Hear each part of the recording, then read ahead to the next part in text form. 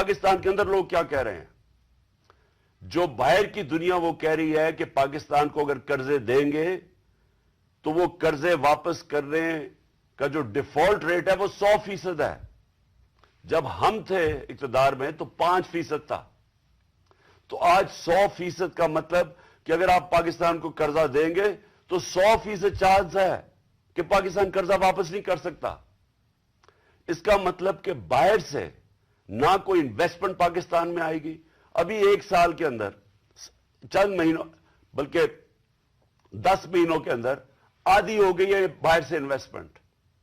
پچھلے سال اور اب کے مقابلے میں آدھی ہو گئی ہے. تو باہر سے انویسٹمنٹ بند ہوگی، اس کا مطلب باہر سے ڈالرز آنے بند ہو گئے انویسٹمنٹ میں.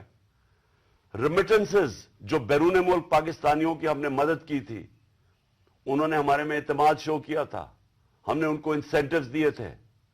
پاکستان کی تاریخ کی سب سے زیادہ بیرون ملک پاکستانیاں ڈالرز بھیج رہے تھے. اور پھر ایکسپورٹس جو یہ نون لیگ کے دور میں 5 سال بڑھی نہیں، مجھے فخر ہے کہ ہم نے ریکارڈ ایکسپورٹس 33 ارب ڈالر کی پاکستان میں ایکسپورٹس بڑھائی. اور پھر ہم نے tax collection. Like and subscribe to our channel Newsline 1.